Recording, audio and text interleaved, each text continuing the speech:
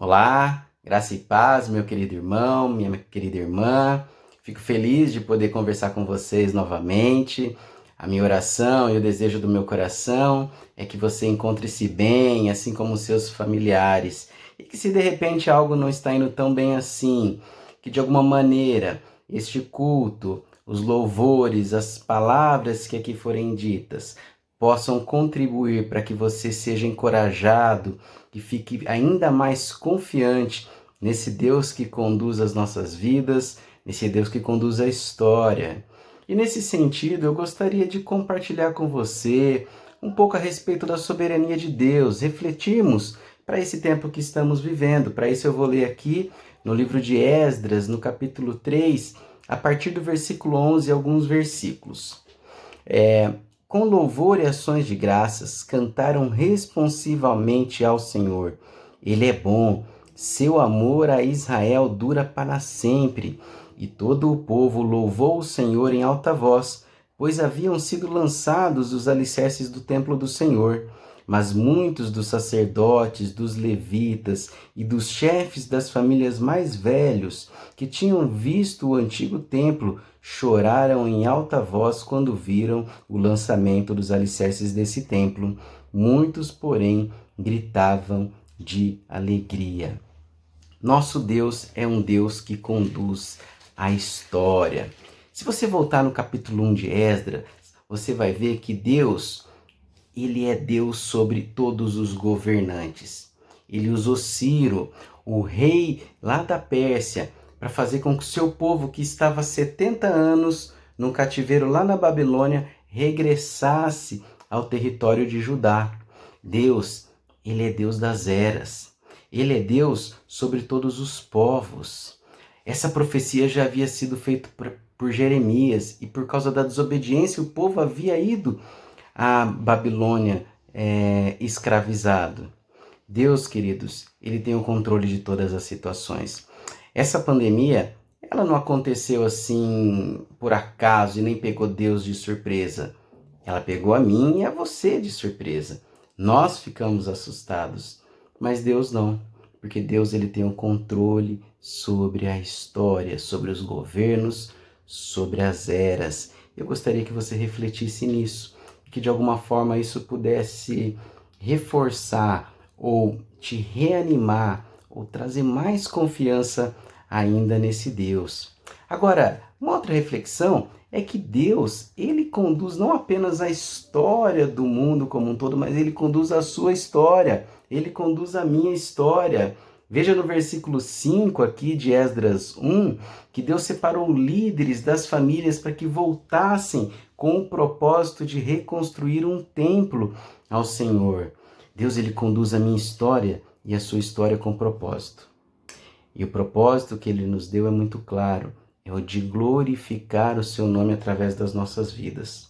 Quando nós o servimos, quando nós confiamos nele, quando nós dedicamos a ele as nossas vidas, dons, talentos, e quando nós cumprimos a ordem que ele nos deixou de fazer discípulos, de compartilhar do amor de Deus. Será que você está entre aqueles que voltaram lá da Babilônia para Jerusalém? Ou será que o seu nome não consta nessa lista? Será que muda o propósito do Senhor em relação ao tempo que vivemos? Reflita sobre isso e pense como você tem se comportado, reagido em meio a essa crise. Mas Deus, ele não é só Deus da história do mundo, da sua e da minha história.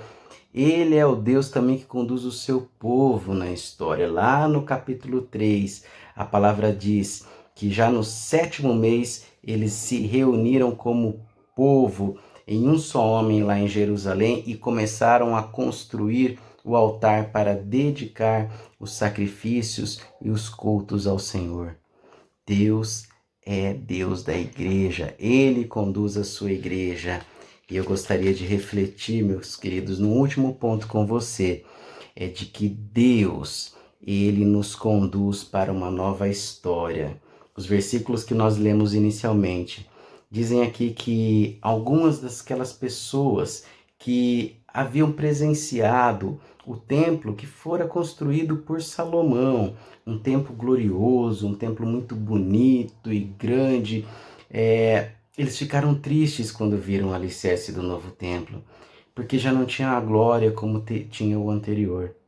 Mas alguns daqueles que provavelmente não tinham visto, ou daqueles que viram, eles se alegraram e eles gritavam de alegria.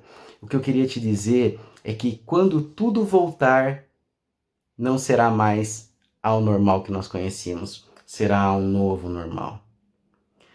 As pessoas serão diferentes, os hábitos, os costumes, a sociedade será diferente. E não vai adiantar a gente ficar lamentando por aquilo que tínhamos. Por isso, como crentes do Senhor Jesus, como igreja, nós precisamos nos preparar para nos alegrar com aquilo que Deus tem. Não olhando para o retrovisor com base em referência do que tínhamos ou que vivemos, mas com base naquilo que nós vemos adiante ou naquilo que virá como novas oportunidades, para que nós possamos ser pessoas e um povo diferente, um povo que saiba se adaptar à nova forma de ser igreja, de ser cristão, sem lançar mão dos princípios, sem lançar mão do propósito, da missão que Deus nos deu. O que muda, meus queridos, se estamos isolados uns dos outros? Não muda nada. O que mudou para aquele povo? O fato deles estarem na Babilônia. Veja que muitos deles continuaram fiéis ao Senhor e voltaram. Nós, ao contrário deles, não dependemos de um templo para nos reunir, porque nós somos o templo do Espírito Santo e Deus nos deseja, ou melhor, Deus deseja nos usar para que nós possamos cumprir o seu propósito, apesar do lugar que nós estamos, apesar da era em que venhamos a viver, apesar das novas circunstâncias, dos pensamentos que nós vamos encontrar pela frente. Por isso, o desejo do meu coração e a minha oração é que eu e você estejamos atentos a essas novas épocas, a este novo normal. Deus abençoe, um grande abraço.